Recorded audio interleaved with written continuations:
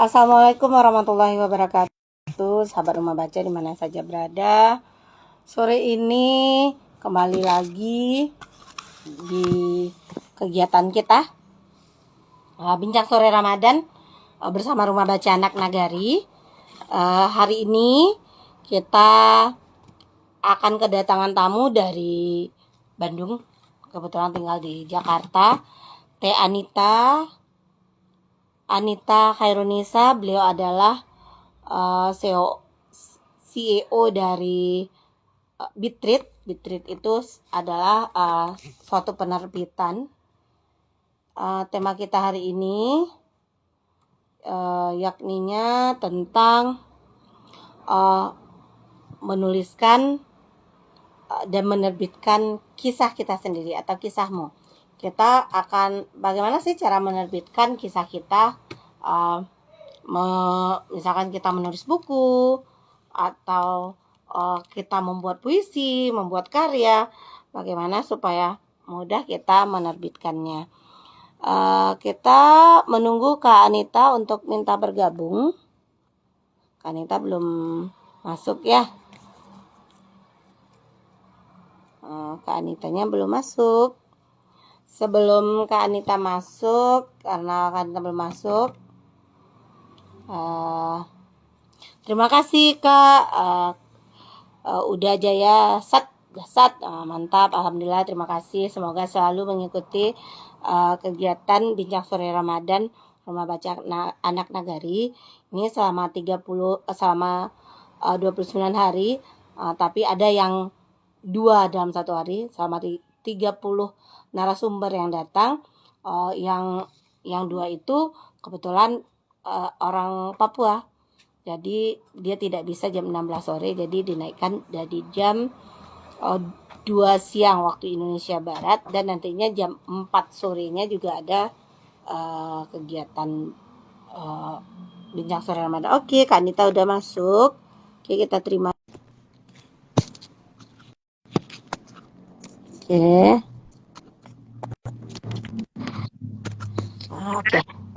Halo, assalamualaikum Kak Anita.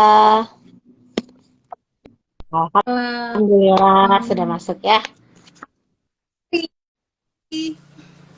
Alhamdulillah baik. Gimana Kak Anita kabarnya? Seger sekali sepertinya. Alhamdulillah. Ya, Teh Anita juga seger. Kita mulai. Sahabat Rumah Baca di mana saja berada, sore ini kembali lagi bersama Bincang Sore Ramadan. Kali ini kita kedatangan tamu, narasumber kita, Kakak Anita Khairunisa. Beliau adalah CEO dari Bitread. Bitread itu apa? Nanti kita tanya-tanya ya. Apa sih Bitread? Biar teman-teman sahabat Rumah Baca di mana saja berada tahu ya Bitread itu apa gitu ya.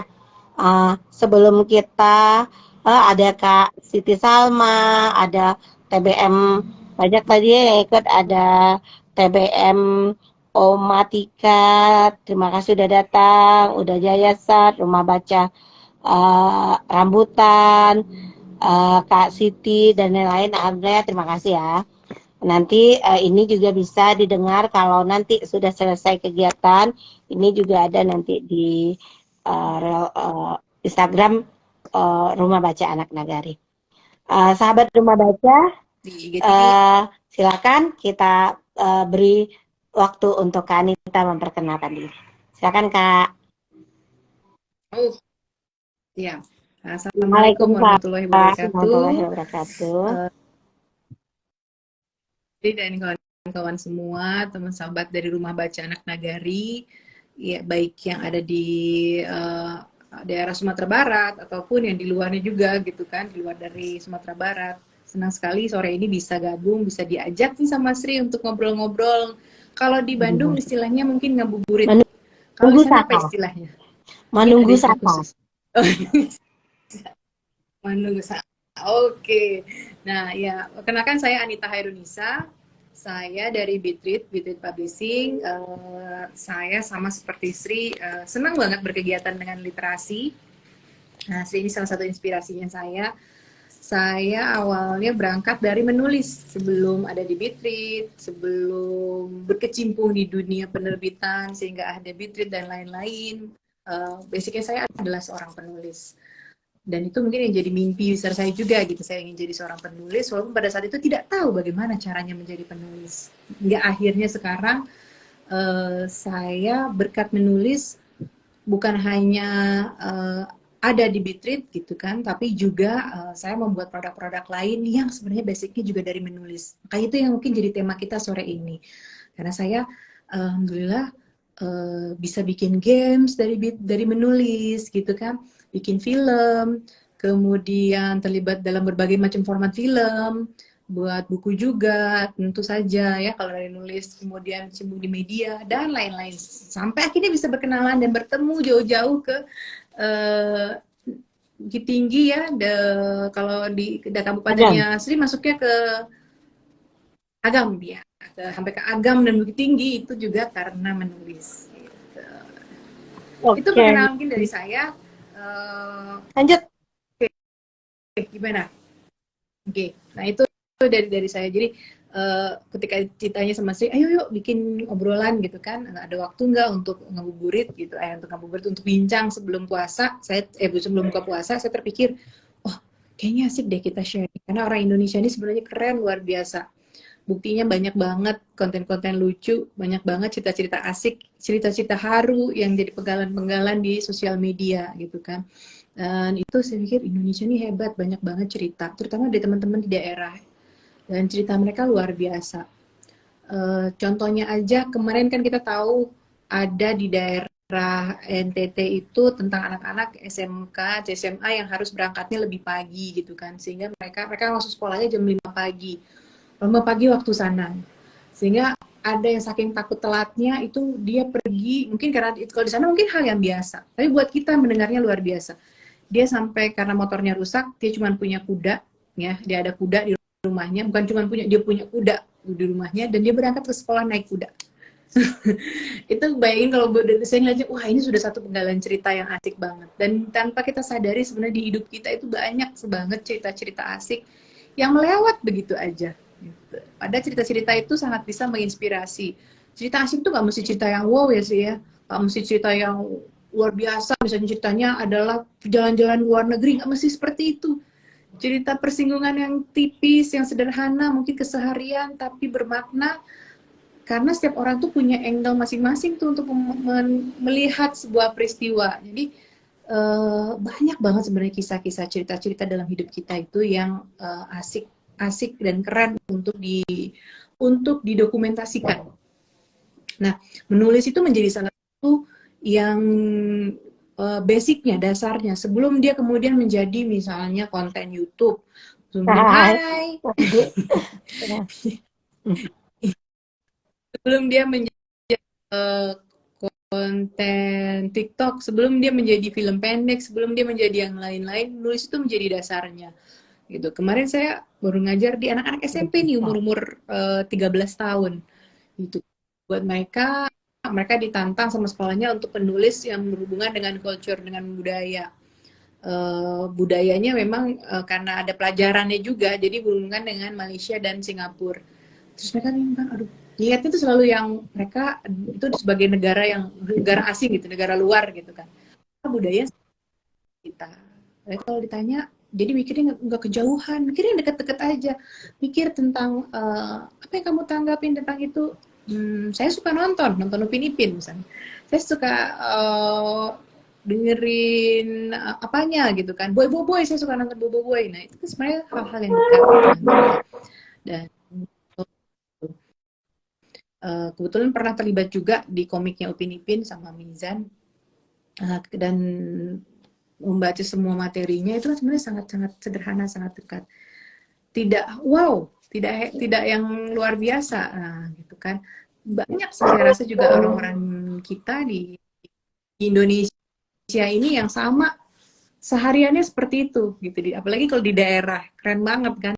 Di daerah itu dengan semua budayanya, dengan semua ragamnya gitu kan, masih berbaurnya satu sama lain, itu ceritanya banyak banget. Cuman bagaimana sebenarnya terkadang kita lewatkan begitu aja, itu nggak jadi sesuatu. Atau ketika ditantang, ada ide cerita nggak? Pikir, nggak ada. Karena akhirnya selalu yang keren, selalu yang hebat. Saya rasa kayak Sri aja, sehari di situ anak-anak datang itu udah banyak banget cerita. Si anak ini datang mungkin dengan manyun karena misalnya dia habis dimarahin ibunya, akhirnya dia pergi main ke sini. Terus ada anak yang rebutan buku, kemudian bagaimana mereka menyelesaikannya gitu kan. Ada anak yang curhat, ada anak yang halu mungkinnya berimajinasi tinggi, baca apa bacanya udah bayangin udah kemana. Tapi itu sudah konten loh, sudah konten cerita gitu. Nah, tinggal tipsnya adalah bagaimana sih kita membiasakan untuk mendapatkan semua itu menjadi benar-benar gagasan cerita yang nggak menghilang gitu saja. Mungkin dikerjakannya bisa jadi tidak saat ini. Mungkin baru dikerjakannya kayak saya misalnya. Saya dulu waktu sekolah pernah ngalamin temen itu, karena saya sekolahnya di asrama, jadi ya anak asrama tau lah sendiri ya, nyucinya kan ya gitu-gitu ya, kadang nyuci kadang enggak gitu, kaos kaki side A side B dipakai, jadi baunya udah luar biasa. Ada tikus sama dia dilempar di kaos kaki, kan kaget ya gitu, kaget dilempar tikus itu sama kaos kakinya dia, terus tiba-tiba tikus itu nggak bergerak dan plek, tikus itu mati saudara-saudara berkat kaos kaki teman saya. Sederhana itu kemudian saya kumpulin, dan ketika saya dewasa saya dijadikan sebuah kumpulan cerpen ya, cerita pendek yang judulnya Abelina dan Kaos Kaki Ajaib gitu. Di dalamnya juga cerita ada saya nimpukin pocong gitu kan. Saya ini semua cerita-cerita yang kita temuin ketika seharian sepanjang hidupnya saya. Nah, cuman bedanya kita suka lupa gitu. Ya karena kita kan selalu ada hal baru lagi gitu kan. Bayangin aja kita sehari misalnya main ponsel aja sudah berapa banyak hal baru tuh yang kita dapatkan gitu kan. Nah, biasanya kalau saya selalu, saya masih orang yang masih percaya dengan ini, dengan buku tulis. Kalau saya, ya. Jadi saya biasanya masih saya tulis gitu kan. Kenapa tulis? Karena kalau sambil nulis itu saya sambil gambar-gambar, sambil coret-coret. Saya pasti sambil coret-coret, bikin panjang, bikin misalnya kayak bikin catatan-catatan itu saya pasti bikin dengan gambar-gambar. Itu tuh note-note-nya saya untuk suatu saat nanti saya bisa jadikan ini sesuatu gitu. Sebenarnya sih sekarang lebih canggih ya. Ada ponsel, ada aplikasi-aplikasi yang dimana kita bisa bikin note di sana. Ponsel kita tulis cerita, saat ini kita ketemu apa atau ngelihat apa, foto, taruh di situ. Suatu saat nanti kita butuh, kita tinggal tarik datanya. Kita tinggal kembangkan.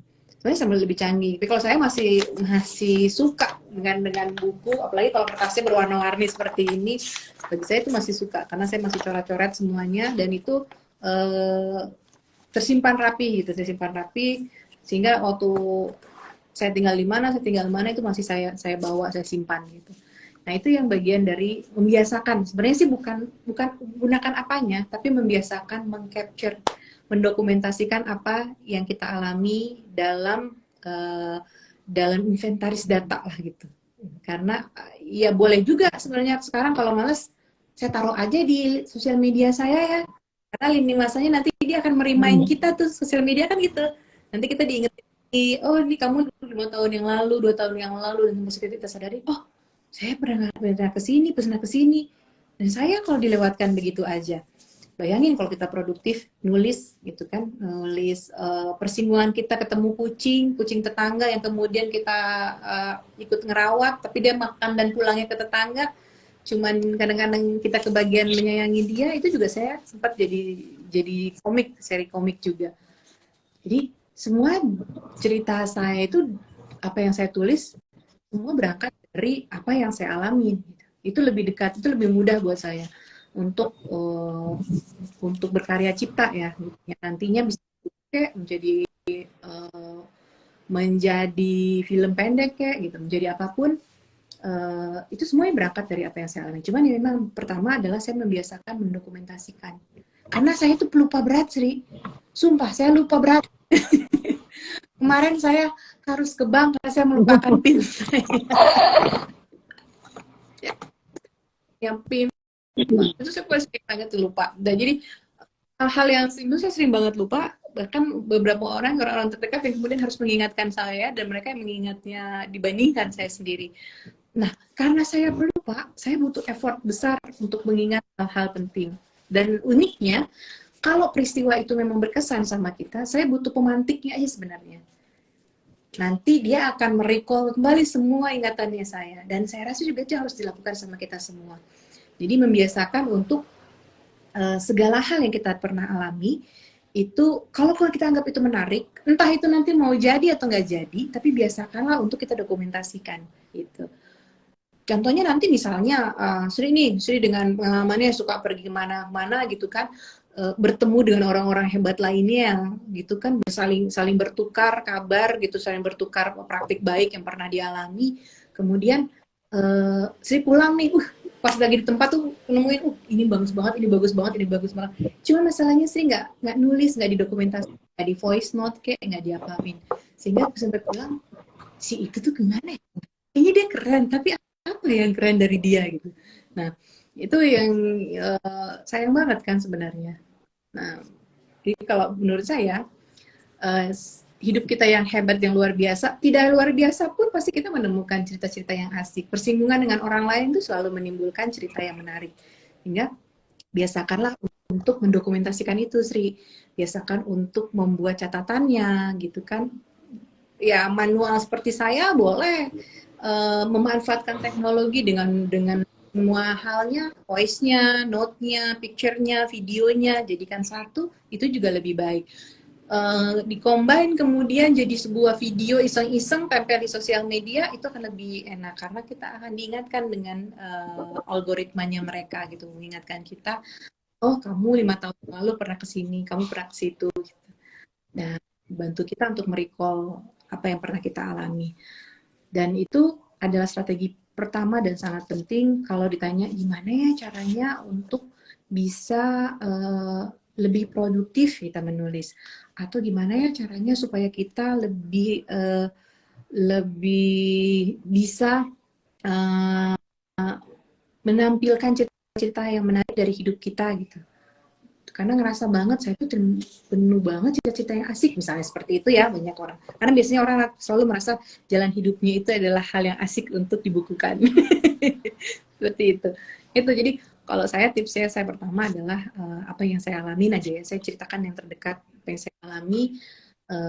Saya rasa pertama adalah itu, saya membiasakan untuk mendokumentasikan. Itu tips pertama saya untuk produktif membuat cerita dari pengalaman saya. Jadi nggak akan habis tuh kita tiba-tiba ditantang untuk nih butuh ini nih film pendek untuk namanya toleransi.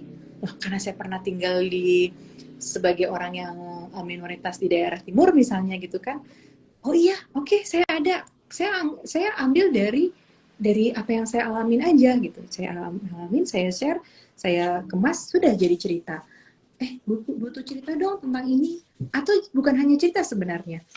Bagaimana kemudian cerita kita bisa menjadi inspirasi untuk sebuah kegiatan juga bisa. Tapi selalu basicnya memang akan dari tulisan. Dan tulisan itu kalau bisa karena biasa ya, nggak mungkin langsung ya pertama gitu. Nggak mungkin dong Sri bisa langsung banyak banget juara-juara nulisnya tanpa dimulai dulu, mungkin dari zaman sekolah, dari apa. Dan itu yang menjadi persistensi yang menjadi komitmen kita berikutnya, supaya cerita kita yang asik jadi gitu sih. Mungkin sharing pertama saya. Sahabat Rumah Baca di mana saja berada, sebagaimana kata Kak Nita tadi, kita dalam kan kita sering nggak bisa nulis, nggak punya ide, itu sering kali kita sebutin. Padahal cerita itu bisa dari yang terdekat dari kita. Dengan bagaimana kita dengan mendokumentasikannya. Kita juga harus membaca. Membaca bagaimana? Dengan pengalaman kita membaca, dengan yang kita lihat kita membaca. Kalau misalkan kita pergi jalan-jalan gitu ya, ke suatu tempat, mungkin kita ambil dokumen dari itulah kita bisa menceritakan. Jadi kita tidak harus yang wah-wah sekali kata Kak Anita tadi, karena kan kita memikirkan kita ada cerita nih, seperti ada teman tadi di sekolah ada cerita tapi nggak pandai menceritakannya. Tadi mau nerbitin buku tapi nggak tahu caranya gitu kan. Jadi sebelumnya Kak Anita, bagaimana supaya kita itu pede dalam menulis? Supaya pede dalam menulis. Nah, pede itu kan berangkatnya dari diri kita ya, yang kemudian bagaimana kita mengafirmasi diri kita lah sebenarnya. Percaya diri itu tidak ada hubungannya dengan orang lain. Itu yang harus kita pahami dulu. Jadi jangan berharap kita bisa pede karena dukungan orang lain. Jangan berharap kita jadi orang yang percaya diri karena support orang lain. Enggak. Benar-benar diri kita. Karena yang merasakan manfaatnya, kemudian yang merasakan pentingnya, itu kita, bukan orang lain. Karena kita hidup di dunia ini nggak bisa pertama memuaskan segala harapan orang terhadap kita. Dan orang pasti ada aja ya, orang yang nggak suka, orang yang menganggap kita nggak ada apa-apanya, itu pasti ada. Tergantung kita akan menerima itu, mengafirmasi itu pada diri kita atau enggak. Kalau menurut saya, ya, gimana cara kita untuk pede menulis? Nah, pertama tadi, kita pahami itu. Kemudian, yang harus kita lakukan adalah menulis itu sama seperti ngomong, sama seperti kita berjalan. Kita cuma lupa aja prosesnya seperti apa. Pasti kita memperbaiki segala sesuatunya itu, kalau bahasa kerennya itu adalah learning by process. Itu pasti. Gak mungkin itu ujuk-ujuk bangun tidur terus langsung keren gitu, enggak. Gitu ya. Memulai pertama keren itu enggak kalaupun ya itu keajaiban mungkin. Tapi pasti semua berproses. Tidak ada yang diawali dari langsung ujuk-ujuk ke 1 juta langkah, nggak mungkin. Pasti dia mulai dari 1 dulu, dia mulai dari setengah langkah dulu. Langkah-langkah yang berat, langkah yang kecil dia lakukan untuk menjadi sesuatu. Nah, itu harus kita munculkan, kita biasakan. Pede menulis, tidak pede karena mungkin karena memang tidak terbiasa menulis. Gitu. Nulis saja, dapat komentar dari orang itu nggak apa-apa. Gitu. Orang yang komentarin kita bisa jadi cuma bisa komentarin aja. Misalnya saya dikomentarin orang, bukunya nulisnya gini-gini aja nih, gitu. Ya nggak apa-apa. Yang penting tulisan saya jadi. Ini kalau saya mau julid ya, tulisan saya jadi. Kamu nulis nggak? Itu kalau saya mau julid. Tapi kalau saya versi tidak julid adalah, oke, orang lain yang komentarin itu, ya udah nggak apa-apa. Tulisannya gini-gini aja, oke. Gini-gininya itu di mana? Coba dikasih masukan. Nah, kalau memang dia adalah orang yang tepat untuk memberi masukan, itu apa-apa, justru kita terima. Karena kita bagian dari proses untuk memperbaiki diri, untuk membuat karya kita menjadi lebih keren, lebih asik. Kita dengarkan memang kalau memang itu jangan terima kalau ada masukan dari orang. Jangan baper kalau mau berkarya cipta supaya jadi hebat, memang jangan baper dan jangan galau. Gitu. Karena yang rugi adalah kita sendiri, kita yang akan rugi. Kita akan kehilangan kesempatan-kesempatan untuk berkarya, kita akan kehilangan kesempatan untuk menjadi orang yang besar, karena kita tidak berani memulai langkah-langkah yang kecil tadi. Mulai aja, tulis, dikomentari orang, nggak apa-apa. Tinggal kita mau menerima apa enggak. Gitu. Biasanya sih strategi asik kalau sebagai penulis-penulis yang masih awal adalah,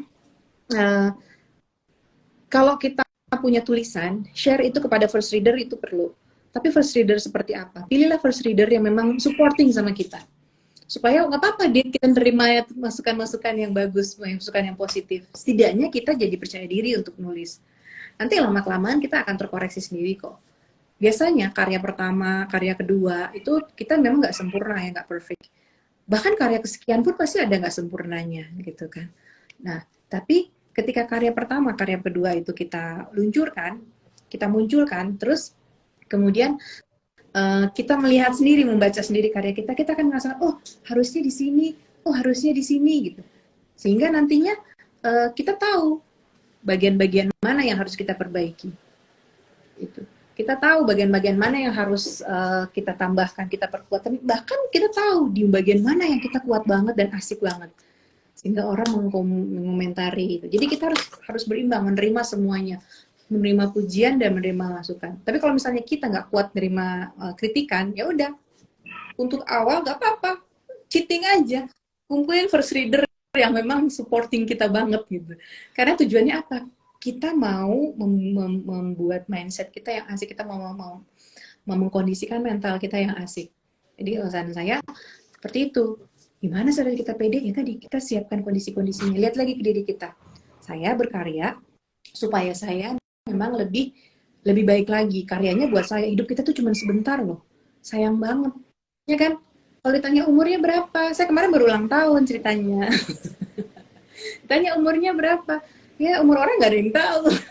Nah justru dengan umur orang yang nggak ada yang tahu itu sayang banget kalau kita habiskan untuk ragu-ragu, kita habiskan untuk sesuatu yang nggak membuat diri kita menjadi lebih nyaman dengan diri kita, menjadi lebih bangga sama diri kita. Saya juga awalnya orang yang insecure, sama setiap orang pasti punya insecuritasnya dalam diri dia.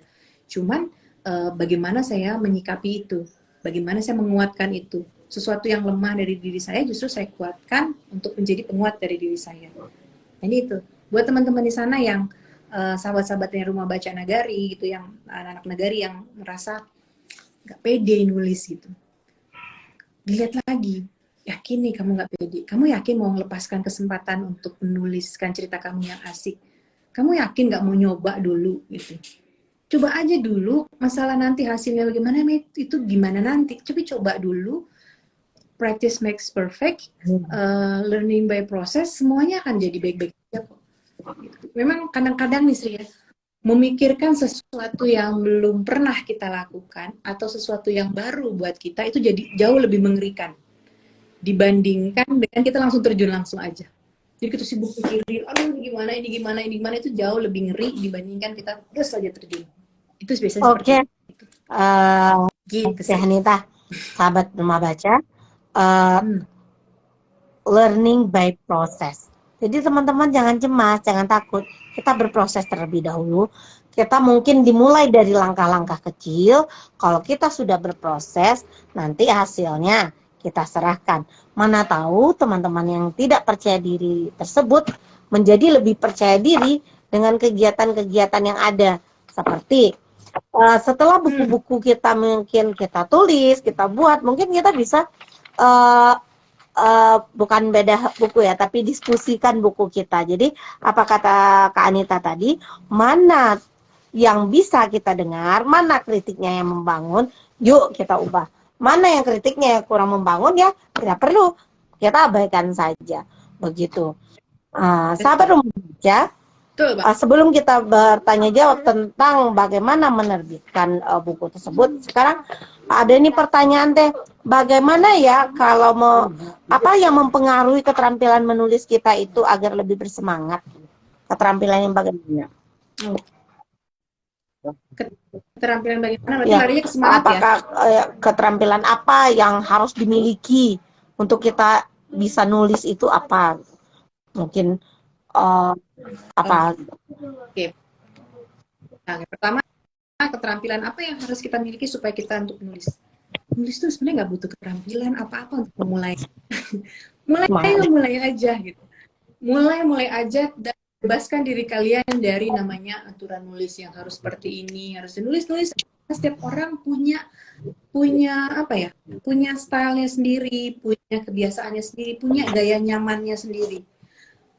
Karena tulisan yang bagus itu, tulisan yang baik itu bukan tulisan yang sesuai dengan kaidah-kaidah dulu. Tulisan yang baik itu tulisan yang selesai.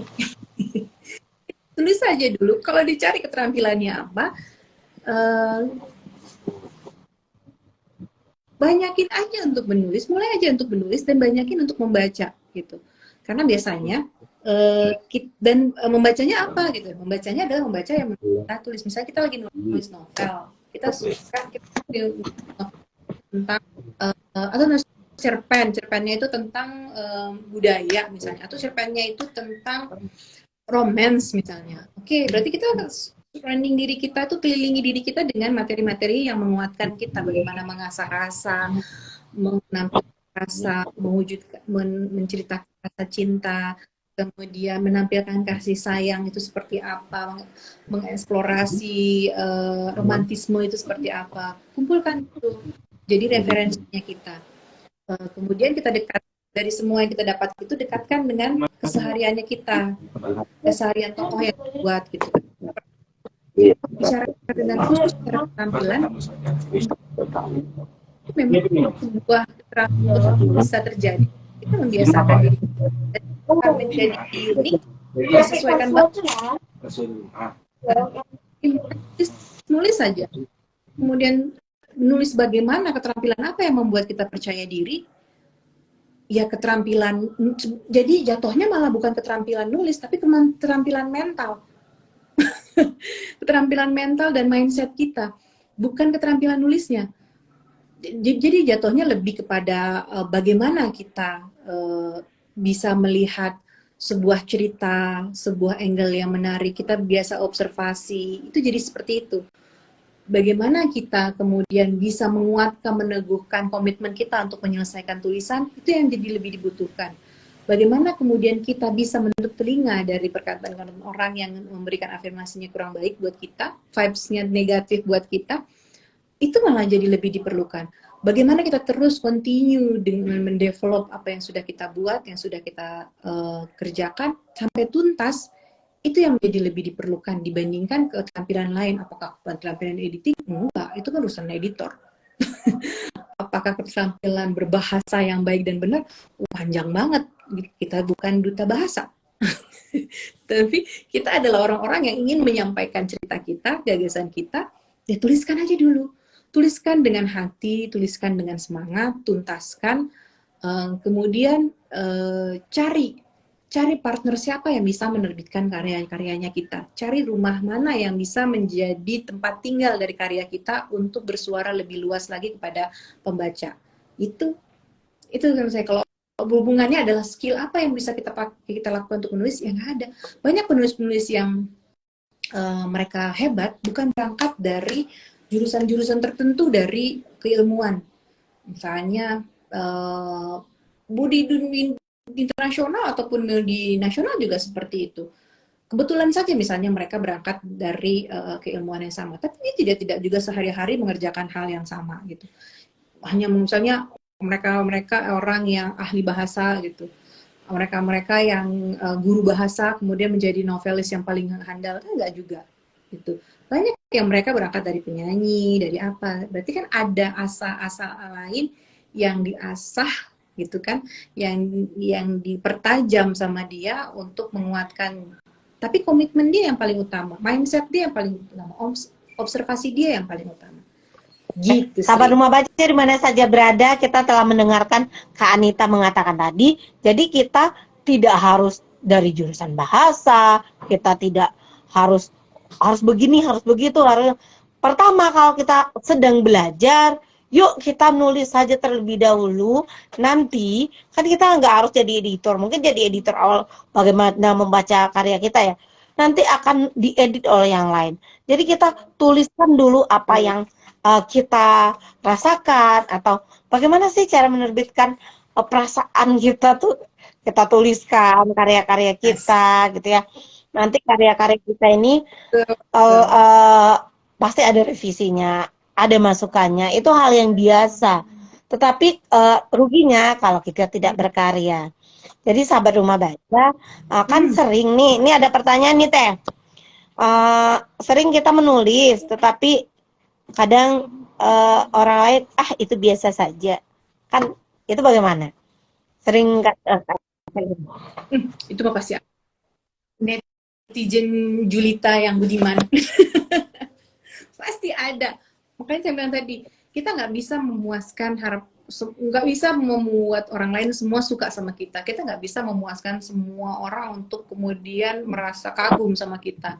Berkarya itu urusan kita, bukan urusan perasaan orang gitu. Tapi kalau kita berkarya dengan hati, kita bisa menyentuh perasaan orang yang membutuhkan karya kita, butuh karya kita untuk menemani mereka. Kalau orang yang sudah berangkatnya dengan aduh kok gini aja gitu, ya nggak apa-apa.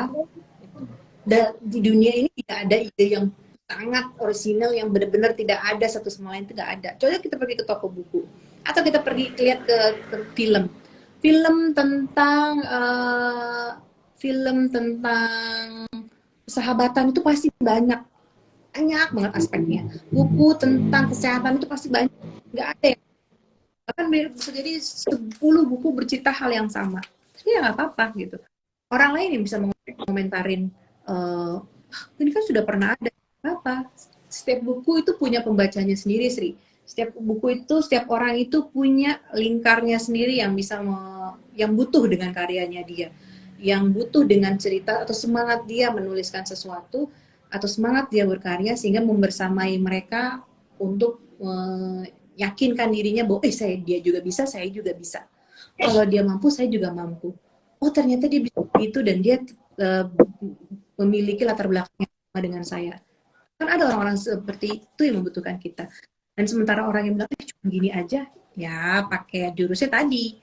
Mau pakai jurus julid yang bilang, oke, karya saya begini aja, kalau karya kamu mana? Gitu. Atau mau kita cuekin aja, nggak usah ditanggapin karena ya tidak semua hal harus kita tanggapi di dunia ini. Masih banyak hal-hal penting yang kita harus pikirkan. Kalau kita ngurusin orang aja, ada orang yang julid memang pengennya diperhatiin.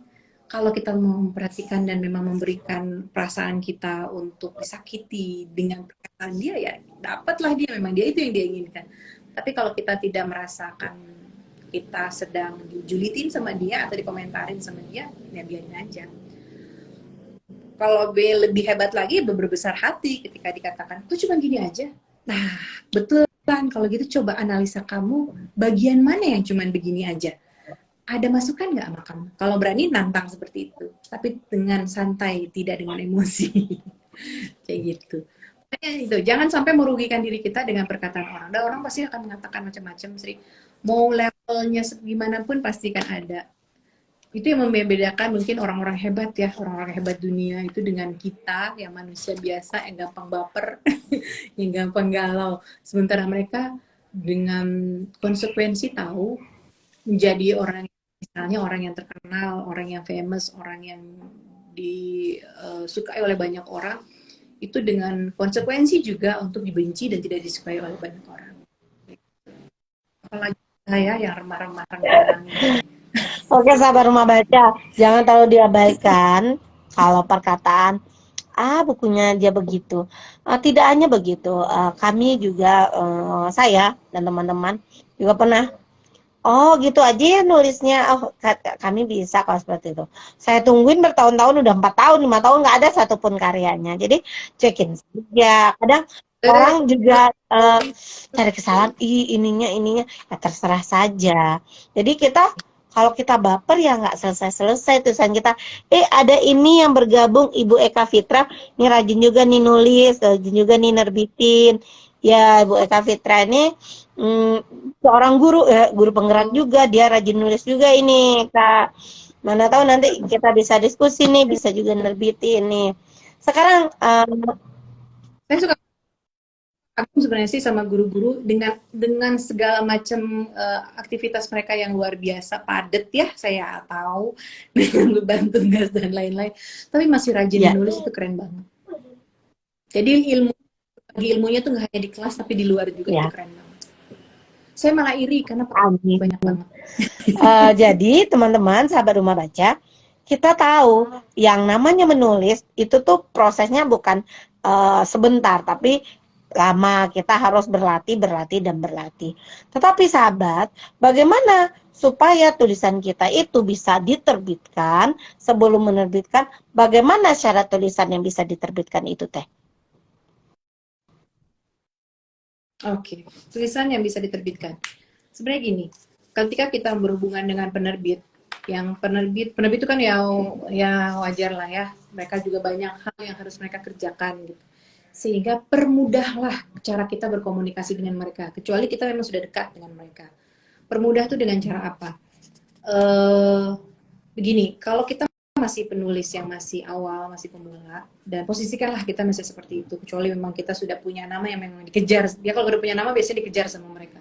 Tapi kalau sebelumnya adalah kitanya harus berbesar hati untuk tidak, tadi kebanyakan teman-teman, mungkin juga saya waktu awal sempat juga seperti itu. kita tuh sudah merasa saya ini kan menulis, saya itu punya karya, tuh karya saya dihargai, tuh saya ini dipromosiin dong, itu tugas kalian, ini udah banyak banget, udah kayak seleb gitu kan, sudah kayak karya itu, kalau karyanya nggak laku dia marah gitu, marahnya sama padahal penulis yang sekali berhebat-hebat sekalipun itu mereka terus berpromosi, bahkan tiap hari jualan bukunya mereka, tetap mereka lakukan itu. Jadi kita yang masih baru harusnya juga begitu, karena penerbit ini fungsinya adalah memang menemani mereka, memberikan ruang agar karya kita itu punya rumah, gitu kan, punya rumah dan dipermudah lah gitu beberapa halnya. Apalagi editor kemudian mengedit, memberikan masukan, kalau itu bisa baik, itu bagus, ya kita berkompromi lah dengan mereka, karena mereka besar gitu. Dan ketika kita ingin bergabung, permudahlah komunikasi kita dengan para editor gitu kan, atau para editor akuisisi, baik editor biasa gitu dan penerbit. Kita pertama buatlah abstrak atau sinopsis dari buku tulisan kita untuk memudahkan mereka mengomunikasikan apa yang kita tulis, dan mereka bisa dengan cepat untuk memahami gitu. Kemudian bikin semenarik mungkin, ceritanya seperti apa, kasih pembanding benchmarknya supaya dia tahu bahwa ini genre-nya apa, karena kadang-kadang kita sendiri juga nggak tahu cerita kita tuh genre-nya apa, dan si penerbit kemudian butuh waktu cepat memutuskan ini mau dilempar ke editor yang mana gitu. Sehingga kalau dari awal kita sampaikan ini ceritanya seperti ini, ini adalah buku ini gitu kan. Pembanding itu buku yang ada di pasaran apa pembanding ini, jadi mereka tahu oh ini maksudnya tentang itu. Kemudian boleh tambahkan juga misalnya buku tema serupa yang sudah terbit itu apa, itu bisa disampaikan juga, sehingga mereka bisa melihat di pasar potensinya seperti apa. Oh laku ternyata buku ini, oh buku ini ternyata nggak laku bukunya, tapi buku temanya keren gitu, mungkin bisa diikutkan di kompetisi atau apa gitu. Nah jadi itu hal yang harus kita siapkan setelah naskah kita selesai tentu saja gitu. Tapi kalau di tahapan tertentu sebenarnya banyak juga penulis yang belum selesai naskahnya, tapi dia sudah bisa berkomunikasi dengan penerbit dan sudah di-approve. Penerbit sudah, saya booking ya ceritanya, pokoknya harus saya yang nerbitin, itu juga ada. Tapi itu prosesnya bisa panjang. Nah pertama awalnya kita memang harus terus berkomunikasi dan bersabar dengan waktu durasinya mereka. Strateginya gimana? Kalau kita cuma mengirim kepada satu penerbit kemudian menunggu aja gitu, pasti bisa jadi lama. Strateginya adalah cari penerbit yang sama ya, karena setiap penerbit itu, setiap brand, setiap imprint itu punya karakter buku yang mereka terbitkan, sehingga cari beberapa penerbit, beberapa brand, kemudian kirimkan sekalian kepada mereka gitu. Misalnya kalau misalnya kirimnya ke Bitread, berarti kan nanti ada di Bitread, mungkin ke mana lagi, kemudian nanti tunggu bagaimana respon dari si penerbit gitu. Si penerbit, nah sudah dari situ nanti akan mudah untuk berkomunikasi dengan mereka, dan harus mau. Jadi kalau misalnya gini, ketika editor meminta kita untuk merevisi, itu jangan lu malas misalnya gitu, kamu dong gitu. Saya nggak mau gitu. Banyak banget penulis yang masih baru udah merasakan luar biasa, padahal ya butuh waktu, butuh proses semuanya. Harus mau kita untuk merevisi karya kita. Kenapa? Karena itu sebenarnya adalah bagian dari proses kita belajar untuk membuat tulisan. Masukan dari editor itu menjadi kunci buat kita. Oke, berikutnya berarti saya harus bikin tulisan yang seperti ini supaya langsung cakep, langsung bagus. Itu sebenarnya strategi bagusnya. Atau cari penerbit-penerbit memang yang sesuai lah dengan semangatnya kita, semangatnya dia melihat potensinya karyanya kita, kemudian dia mau membersamai karya kita, berjuang sama-sama, itu juga ada. Contohnya aja misalnya kalau kita tahu J.K. Rowling gitu ya, J.K. Rowling itu dulu dia bukunya dia kirim ke banyak penerbit, tapi tidak banyak yang merespon, bahkan yang menolaknya banyak. Itu Bloomsbury juga pada saat itu bukan penerbit yang wow banget gitu di antara penerbit-penerbit lain seperti HarperCollins, Penguin dan lain-lain gitu ya. Keren-keren. Uh, penerbit Bloomsbury penerbit yang grade sekian lah gitu. Tapi ternyata Bloomsbury punya apa? Punya insting yang bagus sehingga mereka bersama mengolah karya itu menjadi luar biasa.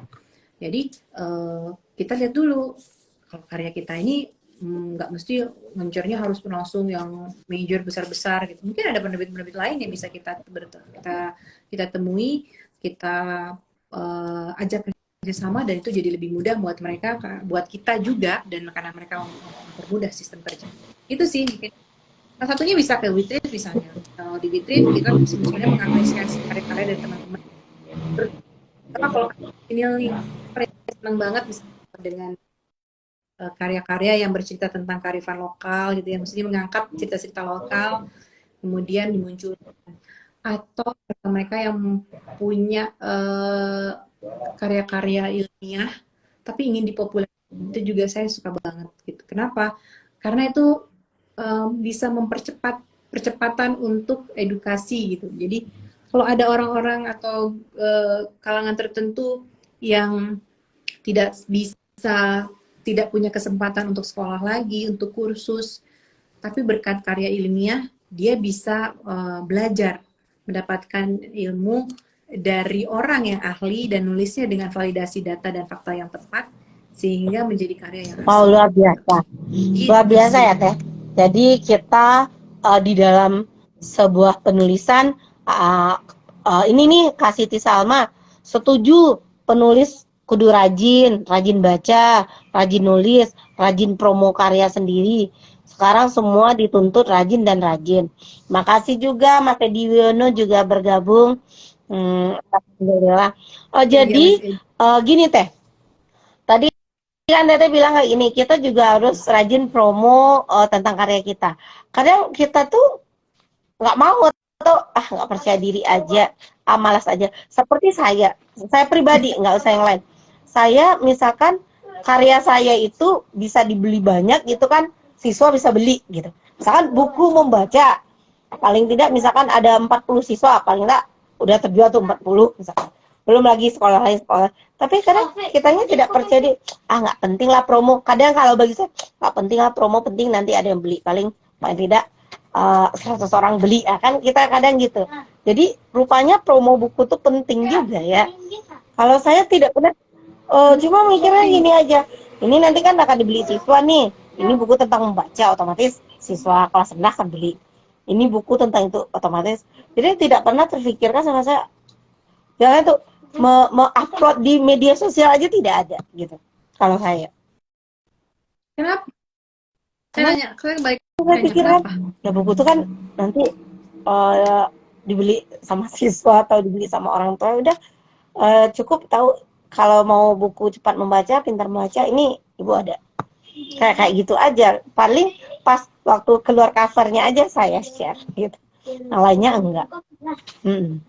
Karena ada misalkan ada cover modelnya unik atau lucu, udah di share kayak gitu aja. Yakin nggak karena ada takut ada omongan orang? Saya nggak terpikir karena saya kan menulisnya buku bahan ajar gitu. Dan waktu ya saya tidak ada mau nulis buku itu yang banyak tuh bahan ajar. Kebetulan pas waktu dulu di Badan Pemberdayaan Perempuan Anak Nasional kan ada buku responsif gender. Padahal buku saya alhamdulillah terpilihnya jadi buku terbaik gitu ya. Juga ada saya promo-promokan gitu, pas teman penasaran mana ya buku yang dibuat. Kebetulan sama dengan KI dan KD. Kebetulan saya guru kan, sesuai dengan KI dan KD. Dan kebetulan tesis saya juga tentang bahan ajar. Gitu. Jadi emang ya itu yang saya kerjakan kan. Saya kan guru, itu aja pikiran saya. Jadi kalau misalkan buku yang saya terbitkan itu tidak tentang keguruan, mungkin ya wajar kita promo gitu kan. Tapi karena buku saya ini banyak buku tentang guru, makanya saya tidak terlalu itu gitu. Tapi kalau seperti kemarin tuh pernah bukunya tentang misalkan buku cerita anak, bukan tentang buku guru, memang saya gimana di media sosial saya share. Tapi kalau tentang bahan ajar, karena itu udah pekerjaan saya pikir kayak gitu juga, karena nanti yang akan beli itu ada, gitu aja pikiran saya, yang akan beli itu ada. Satu lagi pasti saya bisa naik pangkat, itu aja pikiran saya. Jadi buku itu satu naik pangkat, udah selesai kayak gitu. Iya, iya. Setiap orang punya motivasinya masing-masing ya. Tapi kan seperti ini sih. Bukunya Sri kan bagus, apalagi sudah misalnya masuk ke dalam buku yang terbaik dan lain-lain gitu.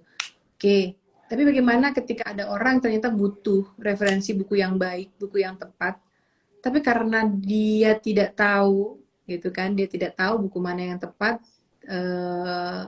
dan sementara buku kita adalah buku yang karena kita menulisnya dengan begitu begitu semangat, karena kita ingin menghasilkan yang terbaik dan memberikan yang terbaik juga sama orang, sehingga tidak match, tidak ketemu tuh. Dia tidak ketemu bahannya. Buku Sri yang baik, yang ingin Sri buat untuk memang kepada orang yang sangat butuh dengan informasi yang baik ini menurut Sri, itu jadi nggak ketemu. Besok kita juga promo, makasih ya gitu. Tete dan Kak Siti Salma, rupanya kita harus share juga ya Kak Siti, itu kita alhamdulillah ya. Gitu. Jadi besok saya juga begitu. Walaupun buku yang saya tulis itu seperti buku bahan ajar, ya buku-buku untuk pendampingan di sekolah gitu ya. Kalau dulu saya banyak buku-buku pendamping atau ya seperti itu yang saya tulis. Apalagi misalkan bagaimana, misalkan berhitung cepat. Ya bagaimana cara berhitung cepat ya bukunya, ya buku tentang berhitung. Nanti saya coba tentang permainan tradisional, mungkin akan diterbitkan oleh Beatrice. Jadi kalau nanti kalau kita tuh menerbitkan itu syaratnya apa saja teh? Oke, syarat aja untuk menerbitkan. Ya pasti naskah ya. naskah yang sudah selesai dengan tadi untuk mempermudah. Di luar naskah kita bikin satu bagian gitu kan, beberapa halaman yang bercerita tentang buku kita, sinopsisnya apa, buku pembandingnya apa, buku pembanding yang ada di pasar apa, terus buku ini terinspirasi misalnya dari apa. Cukup itu sebenarnya yang menjadi masukan, dan kirimlah ke penerbit. Terus tinggal ada kemudian syarat-syarat khusus lainnya ya kalau ditanya untuk mengirimkan karya seperti apa. Yang pasti karyanya tuntas, karyanya selesai, itu yang tepat proses. Standar semua penerbit pasti seperti itu, kecuali mereka punya lembar khusus ya untuk tulisnya mereka. Kalau ada lembar-lembar itu juga supaya mereka mempercepat mereka bagaimana mereka memproses dan mengirimkan karya itu. Di naskah itu, oh ini saya harus kirim ke siapa, ini harus siapa yang megang. Tingkat diskusinya juga sama seperti kalau saya nerbitin buku ini. Nah itu nggak ada sebenarnya syarat khusus. Yang paling penting adalah ayo tulisin dulu, selesaikan tulisannya, dokumentasi kehidupan. Nah tadi yang saya sampaikan, saya nulis bahan ajar ya karena kita kan dengan KI, KD yang kita itu kan. Jadi pernah saya melihat gini, banyak orang menulis buku bahan ajar misalkan dijual di pasaran, tetapi kenapa akhirnya tidak dibeli oleh anak? Saya lihat atau tidak dibeli oleh pembaca padahal dia butuh, karena dia tidak sesuai dengan KIKD yang dibutuhkan. Jadi kemarin itu pas saya diskusi waktu di Solo, pas dibilang sama Bapak Deputi dan itu, kenapa bukunya ini rasanya menurut Anda pas? Ya sangat pas, karena saya menulis sesuai dengan KI dan KD. Maka Sri pun bawa KI, KD ini Sri sesuaikan. Apa yang dibutuhkan siswa, apa yang itu. Jadi sesuai, otomatis terbantu, siswanya terbantu. Kadang banyak orang-orang hebat menulis, tetapi tidak sesuai dengan KIKD, dia cuma berpedoman pada buku yang ada sebelumnya.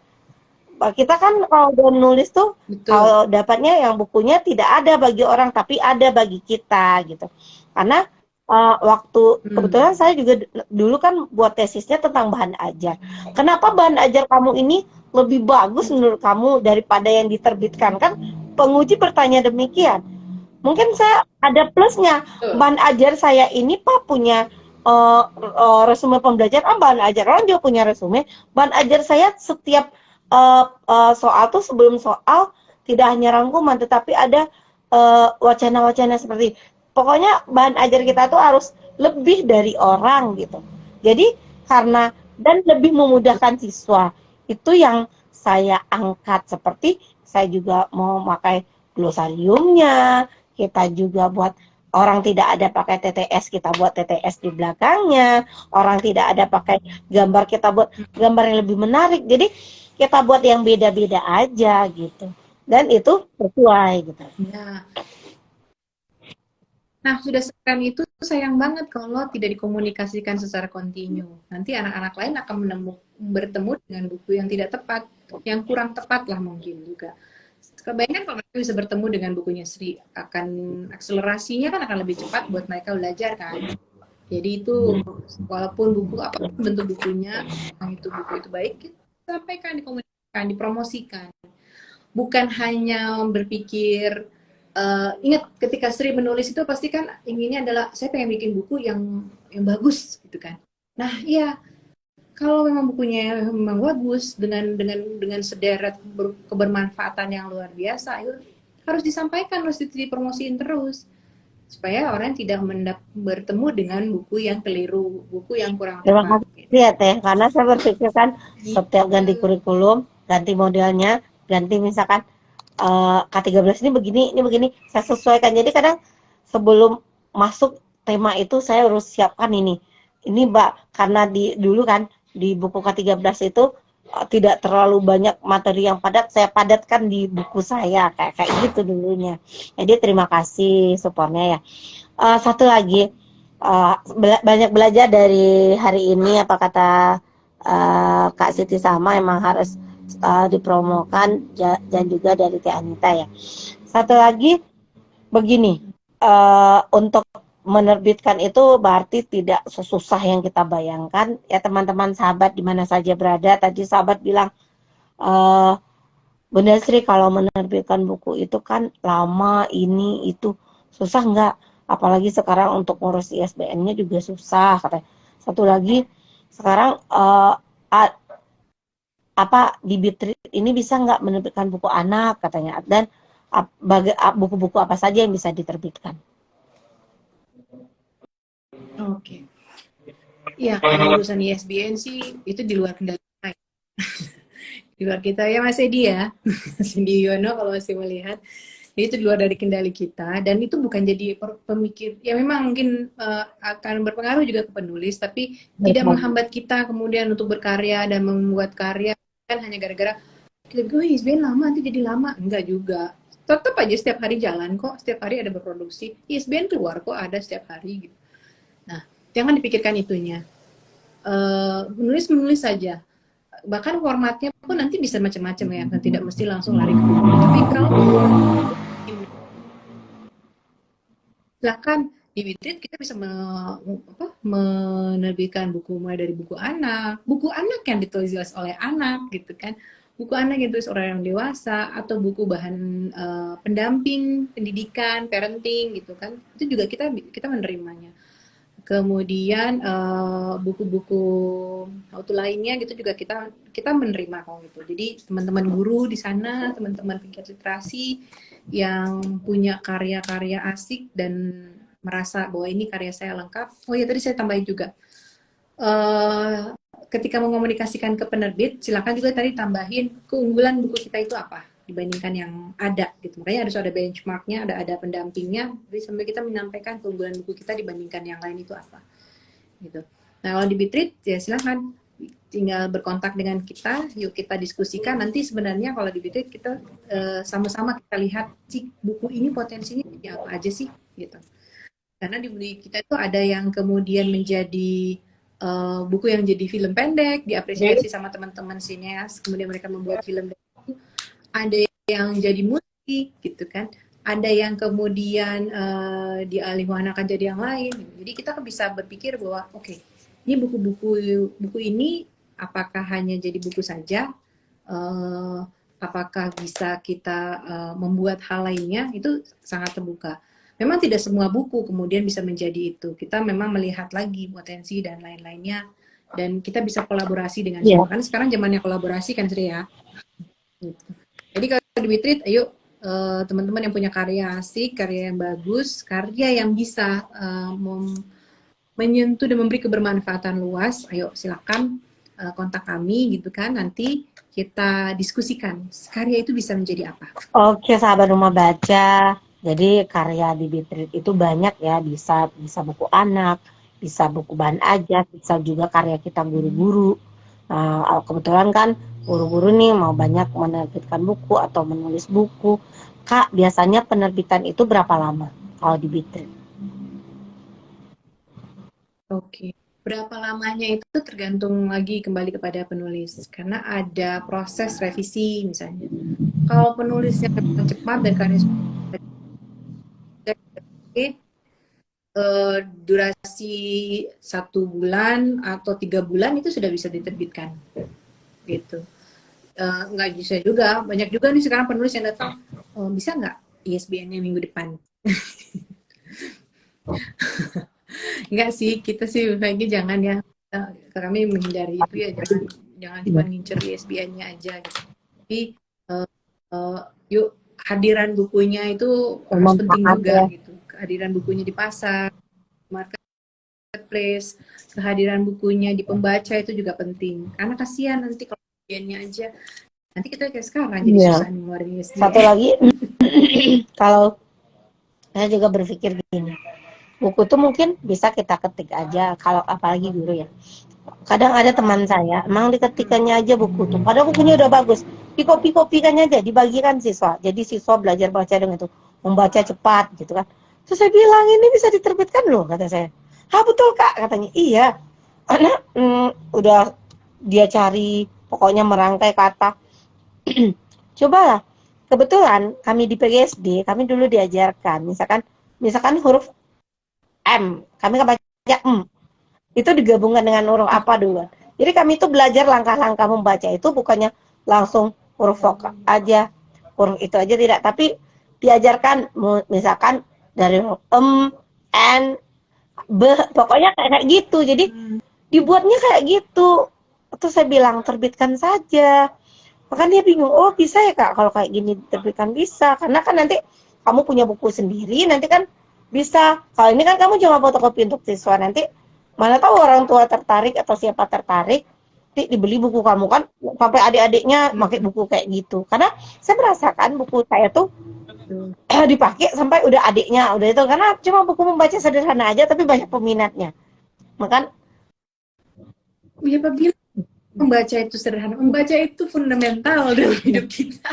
Mungkin kalau ditanya keterampilan apa yang harus dimiliki seorang penulis, membaca. Berarti dia harus belajar baca iya. dulu. Karena gini, apalagi kita Gitu. menerbitkan buku anak Jadi, untuk baca anak kelas rendah atau baca anak kelas 1 SD gitu. Bacaan kelas 1 2. Jadi otomatis orang tuanya mengajar anaknya membaca dengan buku kita. Nah, gitu. betul. Jadi jangan nganggap itu cuma sederhana. Kata siapa itu sederhana? Sederhana itu rumah makan Padang. Oke. Biasa. Apa nih pesannya untuk kita? Nggak terasa udah lebih 1 jam kita ya. Karena rasanya ceritanya nih asik, rasanya nggak cocok di sini aja. Suatu saat dengan sahabat-sahabat kita emang harus sepertinya Zoom atau gimana. Apa trik untuk bisa menerbitkan karyanya sendiri nih untuk para sahabat yang mendengar pada hari ini? Oke. Pertama kalau strategi saya adalah tadi yang pasti kalau untuk menerbitkan karya kita ingin produktif untuk berkarya. Kenapa saya bilang harus produktif? Kenapa nggak cuma satu aja gitu? Karena membiasakan diri, mungkin kita sedang menulis sebuah tulisan yang panjang atau sebuah buku, apapun bukunya, buku yang membaca atau apa gitu kan. Tapi kita juga harus memperkaya wawasan kita tentang hal lainnya gitu. Jadi sambil mengerjakan tulisan-tulisan pendek atau apa itu jadi akan membuat kita jadi lebih percaya diri. Sehingga suatu saat kalau kita ditanya, saya suka nulis, tapi kalau cuma satu tulisan biasanya kita jadi malu ngomongnya, tapi kalau kita nulisnya agak banyak kita jadi percaya diri. Share-share di sosial media dulu juga nggak apa-apa. Karena lain tadi kita memang harus punya kepercayaan diri yang tinggi gitu kan. Yakin bahwa yang kita tulis itu baik, yang kita tulis itu bermanfaat, kemudian kita berani untuk berkomunikasi nanti dengan penerbitnya. gitu. Jadi kita punya kepercayaan diri, nanti kita bisa berkontak dengan penerbit karena penerbit juga mengapresiasi orang penulis-penulis yang percaya diri, yang yakin bahwa bukunya bagus, bukunya menarik, sehingga mereka pun tertarik untuk menerbitkan. Dan gimana caranya supaya kita produktif untuk menulis? Ya tadi, misalnya biasakan mengcapture segala hal yang menarik dalam hidup kita, praktek baik yang kita lakukan dalam keseharian. Guru itu sehari ini tuh bertemu dengan banyak murid dan banyak hal yang bisa dia share, dia slice jadi konten, jadi buku gitu. Dan sebenarnya sih buku itu menjadi sesuatu yang fundamental mungkin ya, paling basic, paling dasar, sebab zaman sekarang kan zamannya konten is the king. Jadi kontennya, tapi konten itu kan harus berangkat dari sesuatu dulu. Ya, dasarnya harus gitu. Jadi percaya diri paling utama, membiasakan diri kita untuk mengcapture hal-hal baik, hal-hal keren yang kita temui, jadi dokumentasi sehingga kita punya ide dan gagasan terus untuk berkarya. Oke, Sabtu membaca di mana Gitu saja belajar. Sri. Terima kasih juga Ibu Dr. Zulda yang sudah bergabung. Beliau adalah dari Ketua Komunitas Membaca Nyaring Sumbar. Mana tahu Ibu Dokter juga mau menerbitkan buku dengan pengalaman kedokteran atau pengalaman dengan sumber membaca nyaring. Bisa juga kita berkolaborasi sama Teh Anita ini karena beliau juga sudah banyak menerbitkan karya-karya. Bahkan karya teman saya yang di Bandung, ada buku antologi kami juga diterbitkan sama Teh Anita gitu. Jadi Dan sebenarnya satu, Sri, boleh nambahin nggak? Gini, kita jangan suka ngerasa bahwa karya saya nggak penting, nggak apa gitu. Karena bisa jadi karya apapun itu bisa bersamai menemani orang lain yang butuh semangat. Misalnya semangat nulis, semangat menulis, semangat mendapatkan manfaat dari kontennya gitu. oke, terima kasih. Sahabat Rumah Baca, tidak terasa ya, sudah lebih 1 jam kita bercerita, berbagi inspirasi Teh Anita untuk kita. Semoga kegiatan hari ini bermanfaat. Kapan-kapan, pas kegiatan Minyak Inspirasi di tiap Kamis setelah Lebaran, kita bisa mengundang Teh Anita lagi untuk berbagi dengan kita. Salam literasi. Ntar dia ambil Salam fotonya. literasi Terima semuanya. kasih Teh. Ntar kita ambil fotonya terlebih dahulu. Satu lagi. Oke. Oke, terima kasih Teh. Semoga sehat dan sukses selalu. Selamat menunggu berbuka ngabuburit. Oke, assalamualaikum warahmatullahi wabarakatuh. Dadah. Warahmatullahi wabarakatuh semuanya.